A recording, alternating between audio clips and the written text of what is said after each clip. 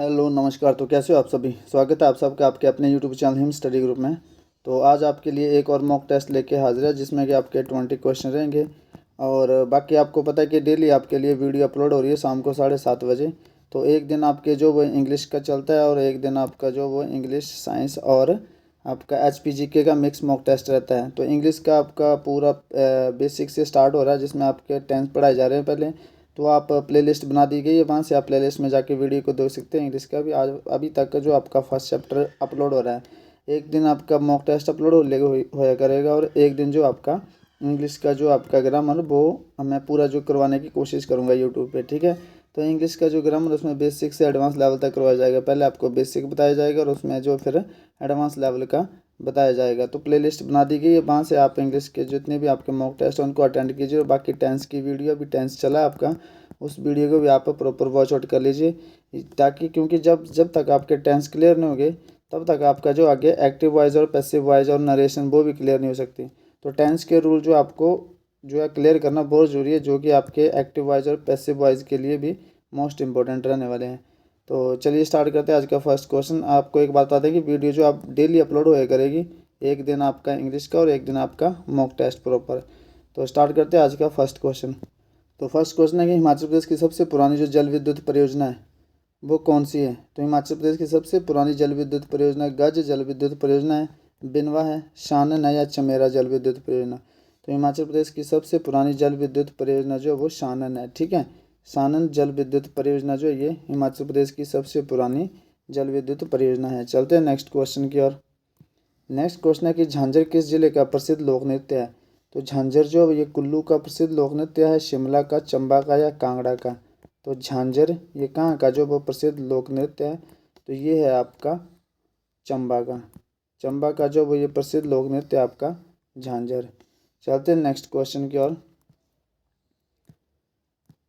Next question है आपका हिमाचल प्रदेश से राज्यसभा में कितने सदस्य चुने जाते हैं। तो हिमाचल प्रदेश से राज्यसभा में कितने सदस्य जो वो चुने जाते हैं, 3 चुने जाते हैं, 4 चुने जाते हैं, 5 या 1। तो हिमाचल प्रदेश में जो राज्यसभा में वो 3 सदस्य जो वो चुने जाते हैं। तो 3 इसका राइट आंसर हो जाएगा। चलते हैं नेक्स्ट क्वेश्चन की ओर। नेक्स्ट क्वेश्चन आपका कि 18 फरवरी 1948 को हुए सुकेत सत्याग्रह का नेतृत्व किसने किया था। तो 18 फरवरी जो 1948 को हुए जो सुकेत सत्याग्रह था उसका नेतृत्व किसने किया था। तो उसका नेतृत्व किया था आपके भागमल सोठा ने, बाबा कांशीराम ने, मियाँ जवाहर सिंह ने या पंडित पद्मदेव ने। तो ये जो 18 फरवरी 1948 को सुकेत सत्याग्रह हुआ था इसका जो नेतृत्व किया था वो किया था पंडित पद्मदेव सिंह ने। पंडित पद्मदेव सिंह ने जो वो सुकेत सत्याग्रह का जो वो नेतृत्व किया था। चलते हैं नेक्स्ट क्वेश्चन की ओर। नेक्स्ट क्वेश्चन आपका कि भुंडा उत्सव किस से संबंध रखता है। तो भुंडा उत्सव जो इनमें से किस से संबंध रखता है, ऋषि वशिष्ठ से, हडिम्बा से, रेणुका से या भगवान परशुराम से। तो जो आपका भुंडा उत्सव है ये संबंध रखता है आपका भगवान परशुराम से, भगवान परशुराम से। और ये कितने वर्षों बाद मनाया जाता है, 12 वर्षों बाद। और कहाँ पे होता है ये, कुल्लू डिस्ट्रिक्ट में, ठीक है। 12 वर्षों बाद मनाया जाता है आपका भुंडा उत्सव। तो इसका राइट आंसर हो जाएगा भुंडा उत्सव किससे संबंधित है। तो ये संबंधित है आपका भगवान परशुराम जी से। चलते हैं नेक्स्ट क्वेश्चन की ओर। नेक्स्ट क्वेश्चन है कि कौन सी पर्वत श्रृंखला हिमाचल प्रदेश को तिब्बत से अलग करती है। तो ये कौन सी पर्वत श्रृंखला जो हिमाचल प्रदेश को तिब्बत से अलग करती है, शिवालिक करती है, धौलाधार कर सकती है या फिर पीर पंजाल करती है या जास्कर। तो इसमें जो आपकी जास्कर जो है ये जास्कर पर्वत श्रृंखला जो है ये हिमाचल को जो वो तिब्बत से अलग करती है, तिब्बत से जो वो ये अलग करती है। तो जास्कर हो जाएगा इसका राइट आंसर। चलते हैं नेक्स्ट क्वेश्चन की ओर। नेक्स्ट क्वेश्चन है कि महाकाली और गड़ासुर झीलें हिमाचल प्रदेश के किस जिले में स्थित है। तो महाकाली और गड़ासुर झीलें मोस्ट इंपॉर्टेंट क्वेश्चन है ये। महाकाली और गड़ासुर जो 2 झीलें हैं ये हिमाचल प्रदेश के किस जिले में जो वो संबंधित है, किस जिले से संबंधित है या किस जिले में ये दोनों झीलें। तो ये शिमला में, कुल्लू में, किन्नौर में, चंबा में या फिर 5वां ऑप्शन आपका मंडी में है। तो ये जो महाकाली और गड़ासुर झीलें हैं ये बच्चे आपके हिमाचल प्रदेश के चंबा डिस्ट्रिक्ट में स्थित है। हिमाचल प्रदेश के चंबा डिस्ट्रिक्ट में स्थित आपकी महाकाली और गड़ासुर झीलें। चलते हैं नेक्स्ट क्वेश्चन की ओर। नेक्स्ट क्वेश्चन है कि कुंत भ्योग झील हिमाचल प्रदेश के किस जिले में स्थित है? तो कुंत भ्योग जो वो शिमला में है, कुल्लू में है, मंडी में है या चंबा में है? तो कुंत भ्योग झील जो वो हिमाचल प्रदेश के मंडी डिस्ट्रिक्ट में स्थित है। तो मंडी इसका राइट आंसर हो जाएगा। चलते हैं नेक्स्ट क्वेश्चन की ओर। नेक्स्ट क्वेश्चन है कि हांगरंग और सांगला घाटी हिमाचल प्रदेश के किस जिले में स्थित है? तो हांगरंग और सांगला घाटी जो वो सिरमौर में है, चंबा में है, शिमला में है या फिर किन्नौर में है? तो हांगरंग और सांगला घाटी जो वो हिमाचल प्रदेश के किन्नौर डिस्ट्रिक्ट में स्थित है। तो किन्नौर इसका जो वो राइट आंसर हो जाएगा। हांगरंग और सांगला घाटी किन्नौर डिस्ट्रिक्ट में जो ये स्थित है। चलते हैं नेक्स्ट क्वेश्चन की ओर। नेक्स्ट क्वेश्चन है कि स्वां घाटी जो वो किस जिले में स्थित है? तो स्वां घाटी जो वो ये चंबा जिले में स्थित है, मंडी जिले में स्थित है, हमीरपुर में स्थित है या ऊना में स्थित है? तो स्वां घाटी जो वो हिमाचल प्रदेश के ऊना डिस्ट्रिक्ट में जो ये स्थित है। तो चलते हैं नेक्स्ट क्वेश्चन की ओर। ये था आपके HPGK के 10 क्वेश्चन। अब आगे रहेगा आपका GS का पोर्शन, जर्नल साइंस का। तो चलते हैं नेक्स्ट क्वेश्चन की ओर। नेक्स्ट क्वेश्चन आपका कि वह पादप कौन सा है जो तंतु और खाद्य फल दोनों देता है? ठीक है, तंतु और खाद्य फल दोनों देता है। ये कौन सा? ये सूरजमुखी का फूल है, पपीता है, कपास है या केला है? तो क्वेश्चन पूछा कि वह पादप कौन सा है, वह पादप कौन सा है जो तंतु और खाद्य दोनों देता है? तो इसका राइट आंसर हो जाएगा केला। तो केला है जो इसका राइट आंसर हो जाएगा। तो चलते हैं नेक्स्ट क्वेश्चन की ओर। नेक्स्ट क्वेश्चन आपका कि मांस के उत्पादन के लिए भेड़ की कौन सी प्रजाति जो वो विख्यात है? तो मांस के उत्पादन के लिए चोकला विख्यात है, बीकानेरी, नेल्लोरी या मैरोना? तो मांस के उत्पादन के लिए जो आपको नेल्लोरी भेड़ की प्रजाति जो है ये फेमस है। चलते हैं नेक्स्ट क्वेश्चन की ओर। नेक्स्ट क्वेश्चन आपका कि नई प्रजातियों को पाने के लिए कौन सा क्रॉस करवाते हैं? तो इसमें संकरण कराते हैं, निश्चयन कराते हैं, परागण कराते हैं या अनुकरण कराते हैं? तो इसमें कराते हैं संकरण। तो संकरण जो वो इसका राइट आंसर हो जाएगा। चलते हैं नेक्स्ट क्वेश्चन की ओर। तो नेक्स्ट क्वेश्चन है आपका पौधा जो वो नाइट्रोजन का उपयोग किस रूप में करता है? तो पौधा जो है वो ये नाइट्रोजन का उपयोग जो है वो ये किस रूप में करता है? तो ये करता है नाइट्रोजन परऑक्साइड के रूप में, मुक्त नाइट्रोजन के रूप में, नाइट्रेट के रूप में या अमोनिया के रूप में? तो पौधा जो वो नाइट्रोजन का जो उपयोग करता है वो करता है नाइट्रेट के रूप में। तो नाइट्रेट इसका राइट आंसर हो जाएगा। चलते हैं नेक्स्ट क्वेश्चन की ओर। नेक्स्ट क्वेश्चन है कि हरित वाली रोग किस फसल से संबंधित है? तो हरित वाली रोग जो वो ये सरसों से संबंधित है, बाजरा से संबंधित है, धान से या मूंगफली से? तो हरित वाली जो आपका रोग है ये मूंगफली से संबंधित है। मूंगफली इसका राइट आंसर हो जाएगा। तो चलते हैं नेक्स्ट क्वेश्चन की ओर। नेक्स्ट क्वेश्चन आपका इंग्लिश के सेशन का फर्स्ट क्वेश्चन है कि माई मदर ऑफन डैश टेम्पल। ठीक है, माई मदर ऑफन गो आ जाएगा यहाँ पे। ठीक है, गो। अब यहाँ पे फिलअप करना है माई मदर ऑफन डैश, गो नहीं आएगा यहाँ पे। आपने यहाँ जो फिलिंग द ब्लैंक्स ही भरना है। मैंने सोचा कि यहाँ टू आ जाएगा, गो टू आ जाएगा, लेकिन ये आपने पूरा फिलिंग द ब्लैंक्स ही भरना है इसको। ठीक है, my mother often to the temple. तो यहाँ पे गो आ जाएगा, बेंट आ जाएगा या फिर गोन आ जाएगा या गोज आ जाएगा। तो my mother often to the temple क्या भरा जाएगा यहाँ पे? तो यहाँ पे आ जाएगा आपका my mother often goes to temple. अब गोज क्यों आएगा? क्योंकि गो जो आपस में अपने आप में क्या है, ये प्लूरल फॉर्म है। ठीक है, गो जो फर्स्ट फॉर्म होती है, बेस फॉर्म ये प्लूरल होती है आपकी, और गोज जहाँ पे ES लग जाता है वो आपकी सिंगुलर हो जाती है। ठीक है, और ऊपर से यहाँ पे क्या लिखा है? ऑफन।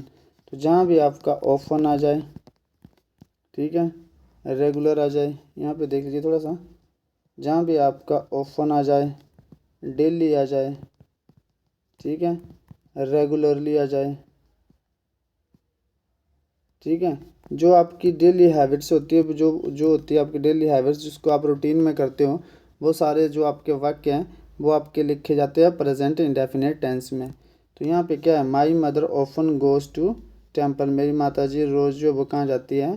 टेम्पल जाती है। यहाँ पे गो नहीं आएगा क्योंकि मदर क्या है? सिंगुलर है। तो यहाँ पे GES लग जाएगी, वर्ब की 5th फॉर्म आ जाएगी। ठीक है, तो यहाँ पे गोज आ जाएगा। चलते हैं नेक्स्ट क्वेश्चन की ओर।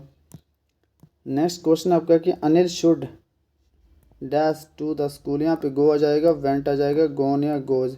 अब यहाँ पे अनिल क्या है, सिंगुलर, ठीक है। तो इस हिसाब से यहाँ वर्ब पुट नहीं होगी। यहाँ पे आपको पता है कि शुड जो है वो क्या आ गया, आगे मॉडल वर्ब आ गया, ठीक है। शुड आपके पास मॉडल वर्ब आ गया, और मॉडल वर्ब के बाद है, जहाँ भी आपका मॉडल वर्ब आ जाए उसके बाद जो वर्ब की बेस फॉर्म का यूज होता है, ठीक है। सिंगुलर का नहीं होगा, जो वर्ब की बेस फॉर्म होती है। जैसे आपकी ये वर्ब की बेस फॉर्म है, प्ले हो गया, ठीक है, played second form, played third form, playing आपका प्रेजेंट पार्टिसिपल हो गया, और प्लेज हो गया आपकी वर्ब की फिफ्थ फॉर्म जिसको आप बोलते हैं। ये वर्ब की फिफ्थ फॉर्म है, ये वर्ब की फोर्थ फॉर्म है, ये वर्ब की थर्ड फॉर्म है, ये वर्ब की सेकंड फॉर्म है, और ये वर्ब की फर्स्ट फॉर्म है जिसको हम बोलते हैं वर्ब की बेस फॉर्म भी बोलते हैं, ठीक है।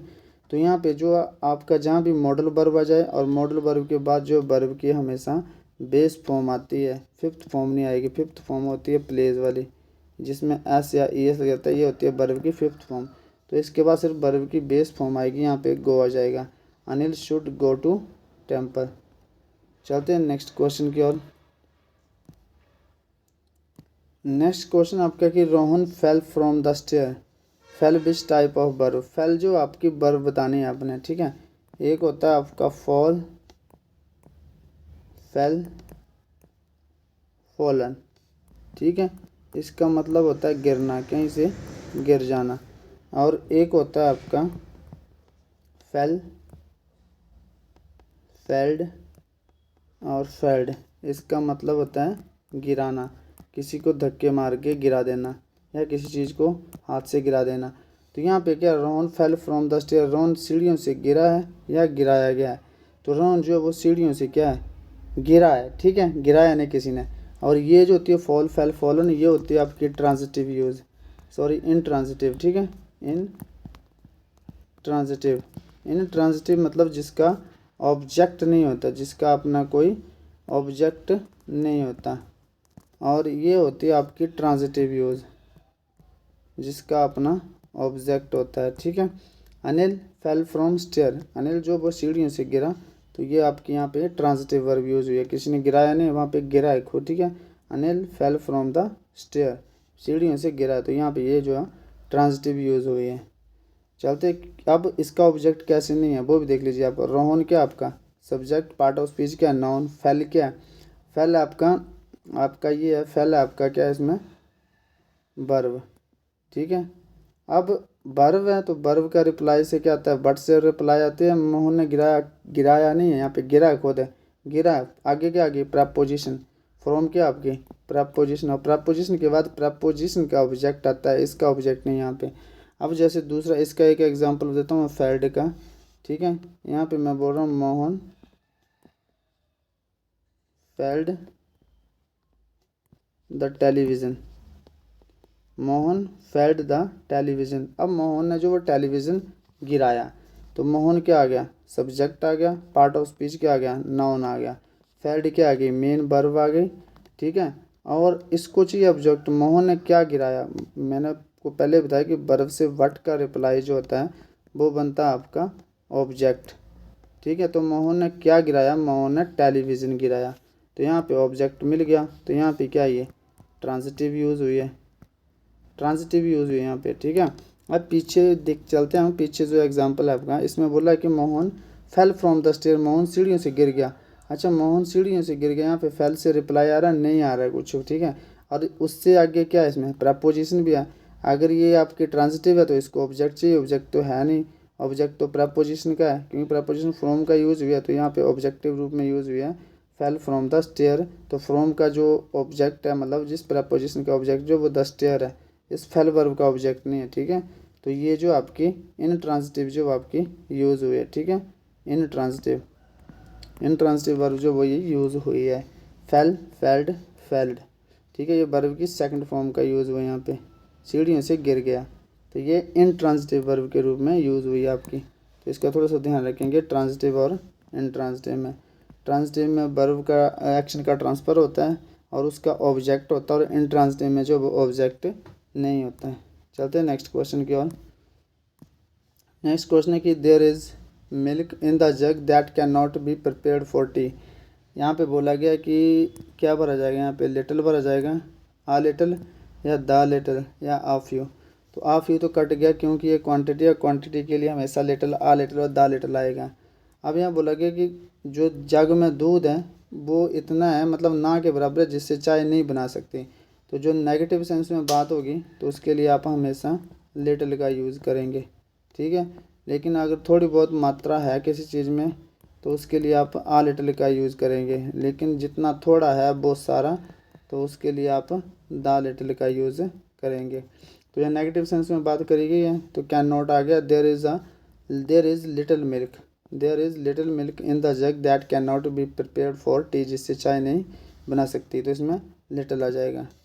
चलते हैं नेक्स्ट क्वेश्चन की ओर। नेक्स्ट क्वेश्चन है आपका कि राजेश स्टार्टेड फाइटिंग। तो यहाँ पे आपसे पूछा गया fighting which part of speech, which type of part of speech fighting.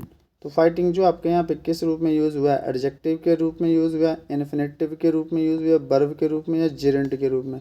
तो यहाँ पे ध्यान रखेंगे वर्ब की फर्स्ट फॉर्म के साथ आईएनजी। एक तो जब बी की फॉर्म आ जाएगी, बी की फॉर्म मतलब इज़ एम आर आ जाएगा, ठीक है, तब तो ये वर्ब होती है। एक होता है आपका जेरेंड होता है, एक होता है आपका प्रेजेंट पार्टिसिपल, प्रेजेंट पार्टिसिपल जिसको आप एडजेक्टिव भी बोलते हैं, ठीक है, एडजेक्टिव जिसको आप प्रेजेंट पार्टिसिपल बोलते हैं। तो ये जो वर्ब प्लस वर्ब की फर्स्ट फॉर्म के साथ आएंगे तीन जो टाइप से यूज होती है। तो यहाँ पे इज़ एम आर है नहीं, यहाँ पे Rajesh started fighting is am are है नहीं, ठीक है।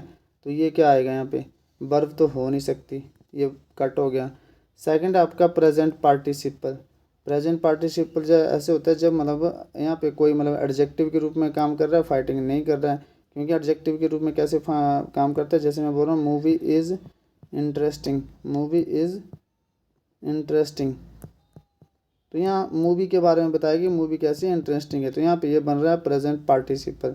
लेकिन यहाँ पे क्या राजेश स्टार्टेड है, राजेश नाउन आ गया, ठीक है, वर्ब क्या आ गई, स्टार्टेड आ गई। राजेश ने शुरू किया, क्या किया, फाइट करना शुरू किया। तो यहाँ पे जो ये नाउन के रूप में यूज़ हुई है जिसको हम बोलते हैं जेरेंड, ठीक है, नाउन के रूप में यूज हुई जिसको हम बोलते हैं जेरेंड। तो यहाँ पे ये जो आपका फाइटिंग वर्ब जो वो जेरेंड के रूप में जो वो यूज़ हुई है, ठीक है। तो ये यहाँ पे जेरेंड है। तो ये था आपका आज का सेशन जिसमें कि 20 क्वेश्चन थे। आई होप आपको सेशन पसंद आया होगा। बाकी इंग्लिश का प्रॉपर ग्रामर की जो आपको करवाया जा रहा है, जिसमें कि आपका भी टेंस से स्टार्ट किया गया हमने, जिसकी प्लेलिस्ट बना दी गई है। तो प्लेलिस्ट में जाके आप देख सकते हैं और डेली उसकी वीडियो अपलोड होएगी, ठीक है। एक दिन टेंस की और एक दिन आपका एचपी का मॉक टेस्ट जो अपलोड होगा। तो मिलते हैं नेक्स्ट सेशन में, तब तक के लिए जय हिंद जय भारत।